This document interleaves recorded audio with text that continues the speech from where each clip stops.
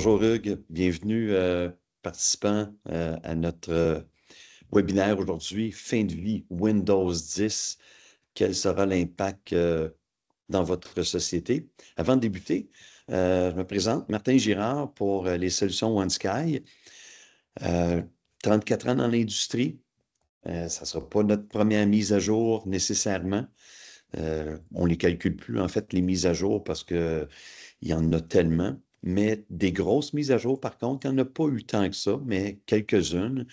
Et on va pouvoir faire le tour avec mon collègue Hugues Ferron, Hey, bonjour. vice-président. Bonjour Hugues. Oui.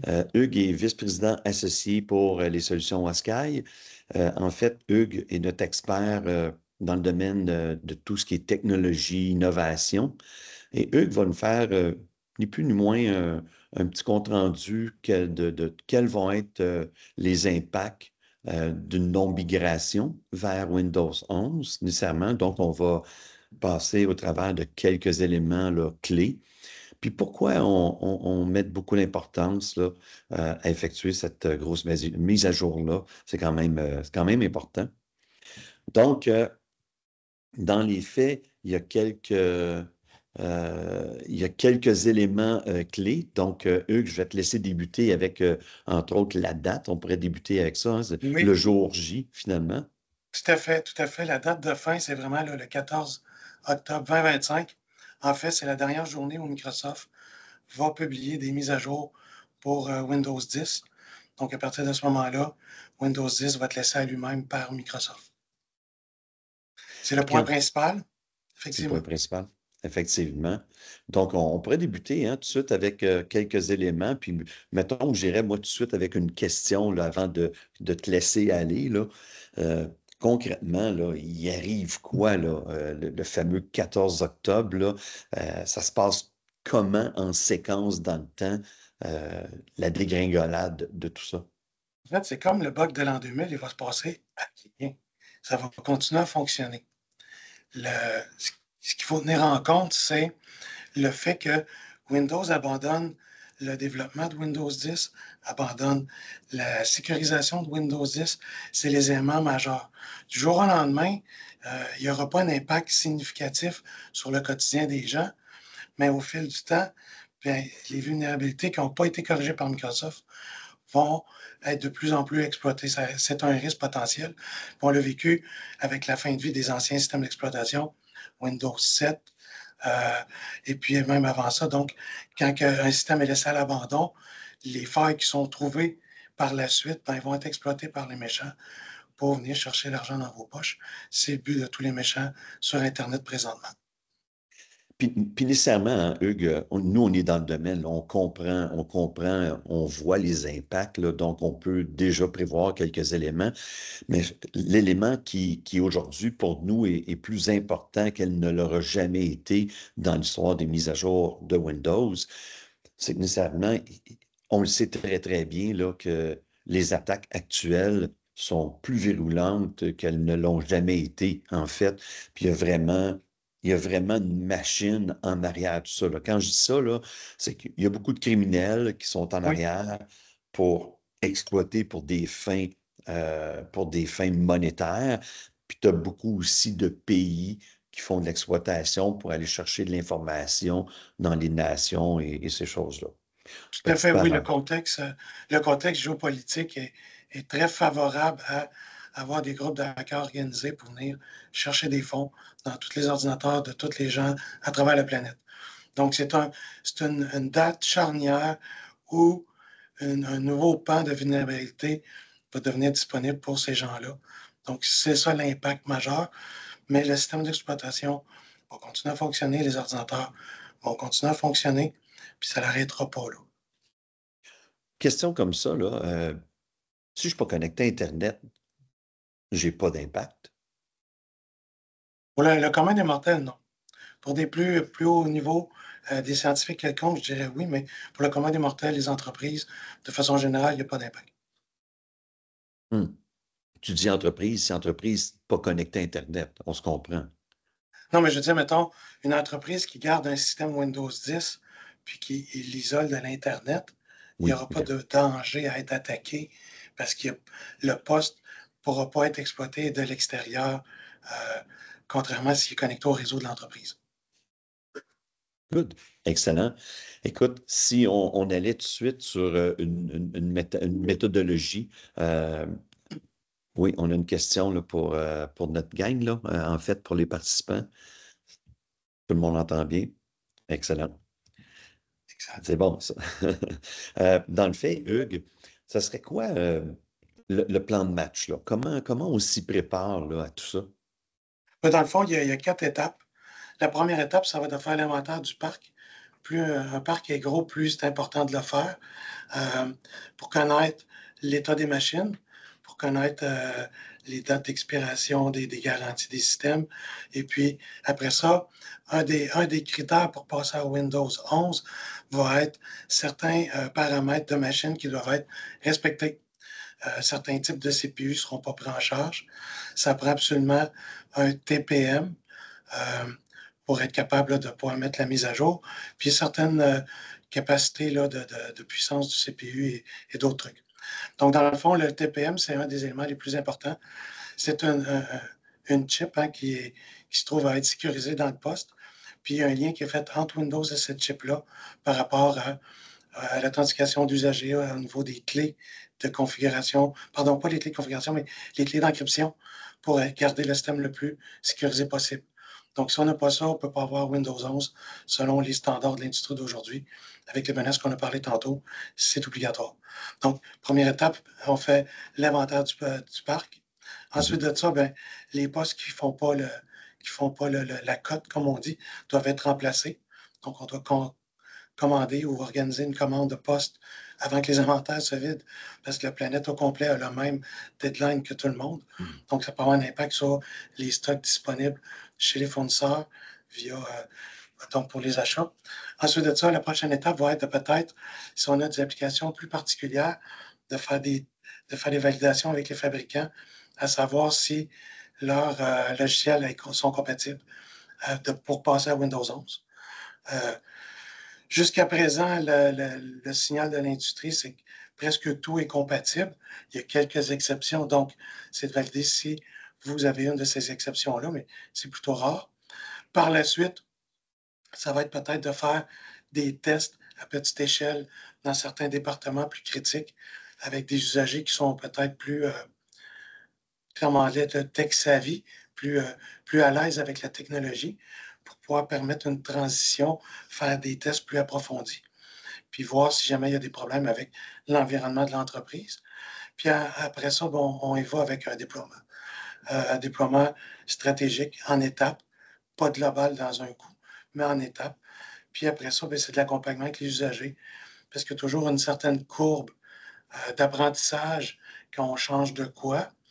Puis dans Windows 11, bien, en fait, il y a certains changements, surtout au niveau de l'interface usager, qui font en sorte qu'on on perd un peu nos repères, mais ça prend un certain temps s'y habituer.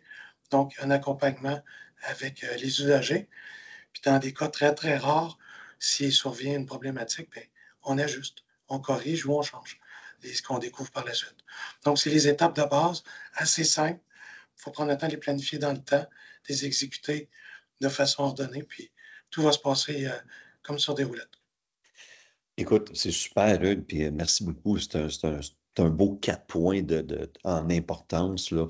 Puis nécessairement, tu les as nommés 1, 2, 3, 4, mais je crois que ça pourrait être autant la 4 avant la 1, puis ainsi de suite. Puis c'est là, en fait, où est-ce que je m'en vais avec mon commentaire, parce que tantôt, tu soulevais un point de disponibilité, mais tu as fait la jonction entre la dispo et c'est mondial, cette mise à jour-là.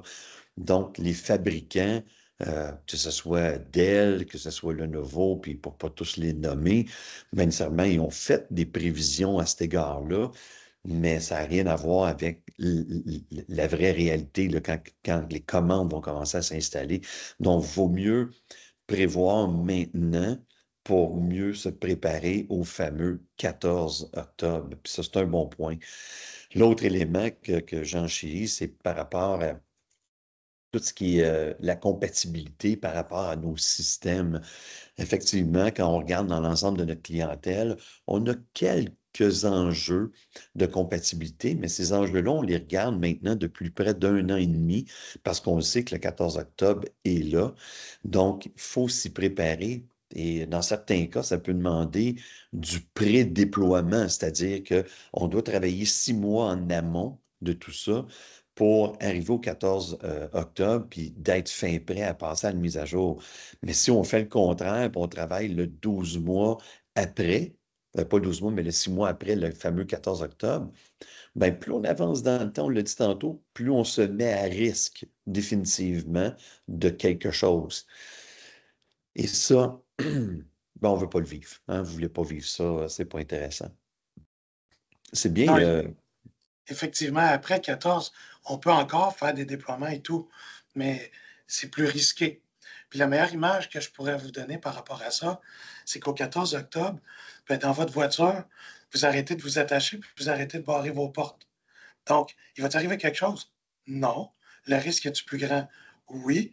Puis si jamais vous avez un accident, ben là, ça va être grave. L'accident, on peut associer ça peut-être à une attaque de cybertrafiquant. Donc, puis les portes pas barrées, ben quelqu'un peut rentrer dans votre voiture à votre insu. Donc, c'est un peu l'image. Il faut rester prudent. Et puis, la façon de rester attaché après le 14 octobre, ben, c'est de garder nos systèmes à jour avec les nouvelles versions de Windows 11. Puis après ça, ben, toute la panoplie des autres logiciels qui viennent avec. Windows 11, c'est important, mais c'est un ensemble, dans le fond. C'est intéressant.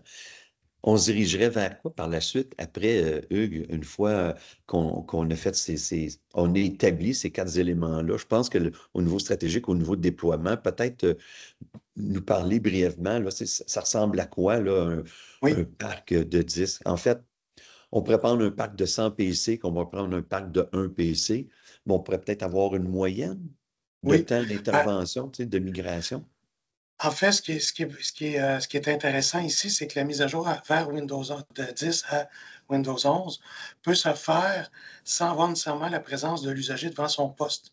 Donc, on peut y aller dans des moments stratégiques dans sa semaine de travail pour l'impacter le moins possible. Euh, il y a Hmm. différentes façons de procéder, mais une des plus intéressantes, c'est que Microsoft fournit un logiciel qui fait la mise à jour, donc qui s'occupe de tout télécharger, de tout passer à Windows 11. Puis par la suite, tout ce qu'on a à faire, nous, c'est se connecter, valider que tout est beau, et puis après ça, commencer à se familiariser avec la nouvelle interface dans le fond. Ce processus-là peut prendre 1 à 2 heures. C'est certain, les postes les plus anciens qui sont toujours compatibles, qui ont quelques années derrière la cravate, peuvent prendre plus de temps à se mettre à jour. Euh, mais dans d'autres cas, là, c'est relativement simple. 1 à 2 heures, puis hop, c'est fait. OK.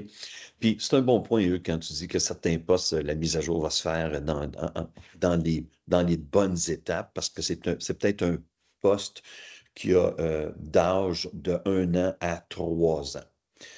C'est souvent comme ça qu'on les catégorise chez OneSky. Après ça, on va avoir les postes de 3 ans à 5 ans, qui là, on va tomber dans la zone où est-ce qu'ils sont compatibles. Ils vont accepter la mise à jour, toujours dans le compte des commentaires que tu as fait tantôt, Hugues. Mais nécessairement, on pourrait peut-être tomber dans des technologies de il y a 4 et ou 5 ans, qui fait en sorte que le Windows 11 ne sera pas nécessairement performant parce que faut pas oublier que si on a acheté un poste qui a 4 ou 5 ans d'âge, ça fait peut-être déjà 1 an qu'il est fabriqué ou 1 an qu'il est conçu et vendu au marché. Donc, sa date de fin de vente, c'est peut-être installé dans le 4 ou 5 ans d'âge de l'ordinateur. Donc, c'est des technos là, qui existent peut-être depuis 7, 8 ans. Faut peser ce que je dis ici en ce moment, mais c'est la réalité quand même, ça existe. Fait qu'effectivement, euh, plus le poste est proche de sa date d'anniversaire d'acquisition, de naissance, plus c'est une tâche qui est très facile à compléter. C'est ce que j'entends, Hugues. Puis plus on se dirige vers le 5 ans, ben, ça amène une certaine complexité. C'est bien Oui, ça. effectivement. Puis dans certains cas plutôt très rares, ben, il va y avoir une problématique qu'on doit intervenir plus en profondeur pour faire la mise à jour.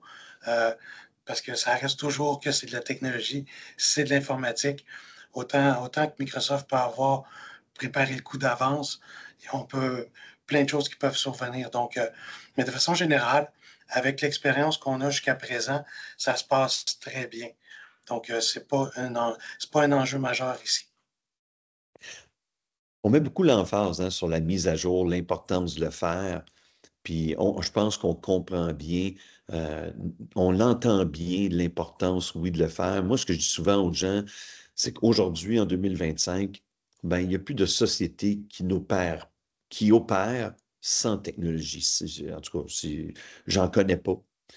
Tout le monde touche à la technologie, puis toutes les sociétés ont besoin de la techno pour pouvoir effectuer leur mission comme société.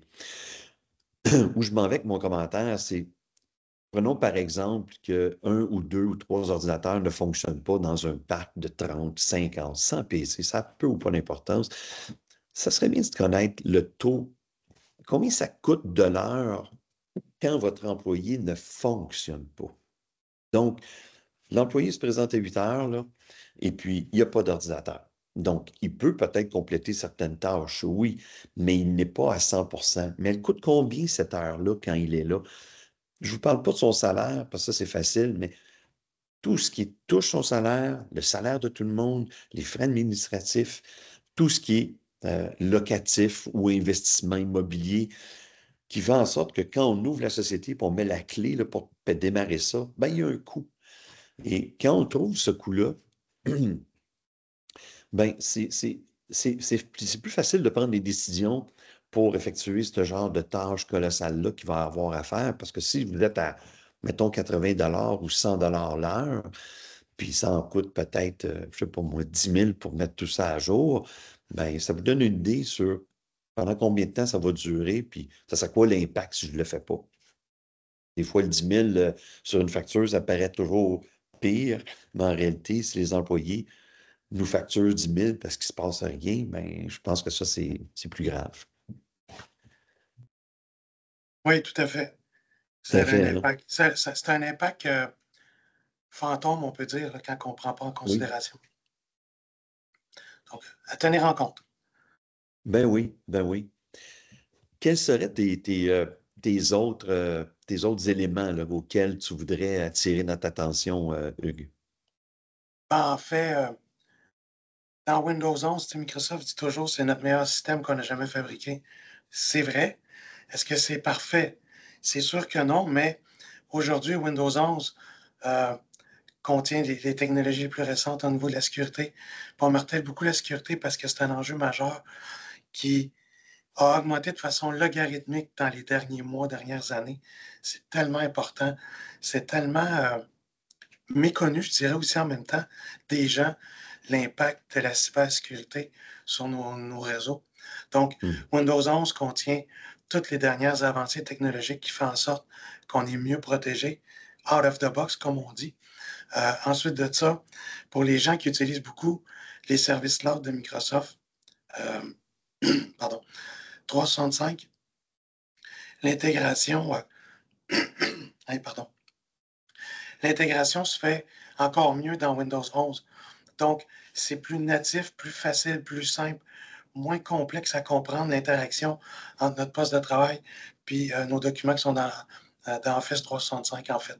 Donc, c'est des éléments importants qui viennent ajouter au fait de rendre intéressant la migration vers Windows 11. Euh, qui dit Windows 11 va dire aussi technologie des fabricants. Donc, pour pouvoir bénéficier de tout ce que Windows 11 a mis en place, ça prend des postes plus récents aussi pour avoir une synergie entre les deux.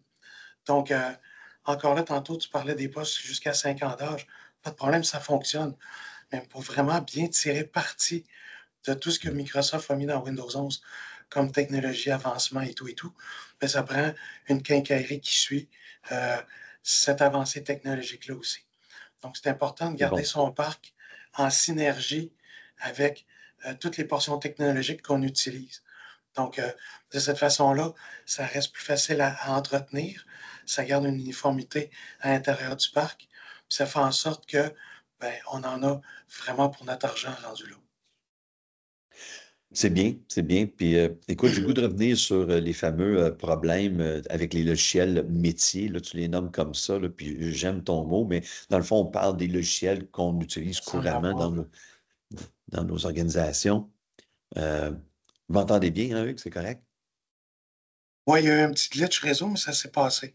OK, OK. Une petite mise à jour en quelque part. Donc, donc, en fait, je reviens avec les logiciels métiers. On en a parlé tantôt, hein. Est-ce que les logiciels sont compatibles pour Windows 11? Puis si oui, ben, on peut faire des mises à jour. Mais il y a l'autre contexte aussi qui dit, moi, je ne suis pas pressé, là. Je prends le risque de prendre le risque, puis je vais attendre un peu. Il pourrait y avoir des logiciels qui, après 3, 4 mois, 6 mois, ne seront plus compatibles eux-mêmes dans Windows 10. Ils ne voudront plus qu'on exploite le logiciel dans Windows 10. Ça peut arriver, ça, Hugues? Oui, effectivement. Puis, un des secteurs qui va être le plus touché par ça, quand la masse critique ne sera plus sur Windows 10, ça va être les fabricants de solutions de sécurité comme les antivirus viendront Hmm. à ne plus supporter Windows 10. Puis à ce moment-là, ben, on vient exposer encore plus tout, tout le système, tout le réseau, l'entreprise dans le fond. Puis ça peut aller loin, les impacts de tout ça. Là. C'est excellent, c'est excellent. J'ai le goût de passer, écoute, Hugues, je pense qu'on a fait un bon grand tour. On a nommé quand même 4 éléments importants là, à effectuer là, par rapport à l'arrivée de Windows 11, de la compétitivité des pilotes, l'interface usagée plus moderne. En fait, excuse-moi, les éléments considérés. Là. Je cherchais les 4 éléments, là, la disponibilité de Oui, matériel, liés aux exigences nécessairement tout à du fait. matériel. Deux autres éléments. Ah, Quand je vais vers toi, là, oui, je sais, je sais. Pardon. Ben, dans le l'inventaire. fond, on parlait tantôt, c'était au niveau du matériel, il y avait les. Hey, désolé. Ouais. Il y a l'inventaire, il y a le matériel, la Oui, disponibilité. puis l'information, l'éducation des usagers, la courbe d'apprentissage. Là. Faire des Exact. tests aussi, faire des tests pilotes à petite échelle pour valider le bon fonctionnement dans le réseau de l'entreprise. Excellent. Ben écoute, moi je pense qu'on peut considérer qu'on a fait pas mal un bon tour. J'aimerais Oui, ça aller vers des questions, vers la salle des participants, si les gens ont des questions pour nous. Donc vraiment, je te laisse nous revenir s'il y a question.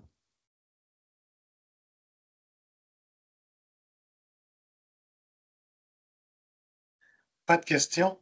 Moi, j'en ai, par exemple, des questions. Ah, Oui. Donc, dans le fond, j'en ai parlé tantôt. Qu'est-ce qui arrive au 14 octobre? J'ai donné l'image de la ceinture.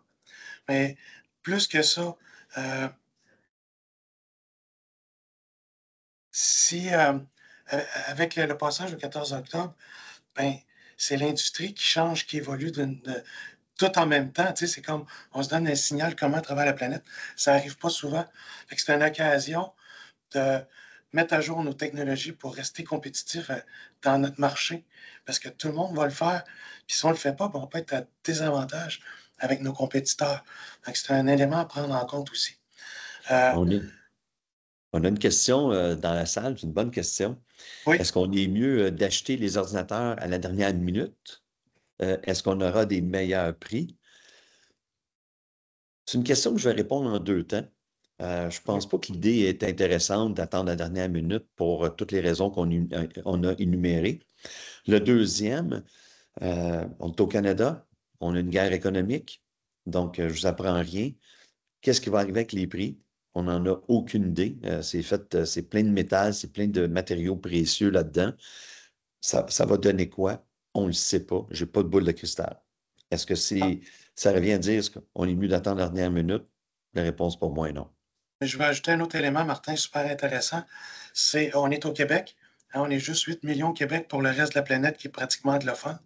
Donc, des claviers français, ils en fabriquent juste le nombre minimum qu'ils ont besoin de vendre. Fait que si on attend la dernière minute, je vous garantis qu'il n'y en aura plus. J'ai parlé avec les fabricants, ils ont toutes la même stratégie. Ils nous aiment bien, mais ils ne perdront pas de l'argent juste pour faire des claviers français. Ça, c'est clair. Ouais.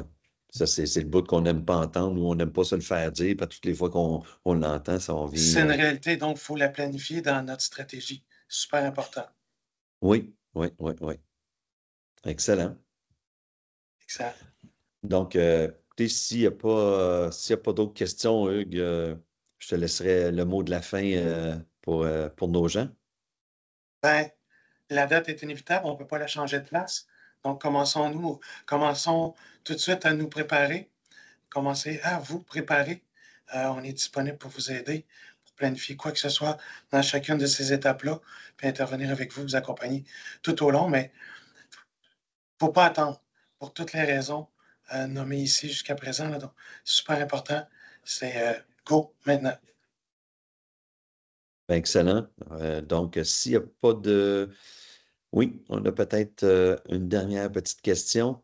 Est-ce que la compatibilité avec les versions de serveurs Windows est aussi en jeu? Encore là, si le parc informatique Windows, les serveurs ont une fin de vie utile qui est sensiblement pareil que les postes. Donc, l'environnement doit suivre aussi à ce moment-là. Mais euh, les postes Windows 11 vont être compatibles avec 2 ou 3 versions antérieures de serveurs qui pourraient être déployés dans vos entreprises. Donc, l'enjeu n'est pas là. Excellent, Hugues. Donc, merci beaucoup de votre participation, tout le monde. Et on se voit à un prochain événement aux stations Wascaï. On vous invite à aller visiter notre site web one-sky.ca et toutes les informations s'y trouvent. Donc, d'ici là, bonne journée et merci encore une fois de votre participation. Merci.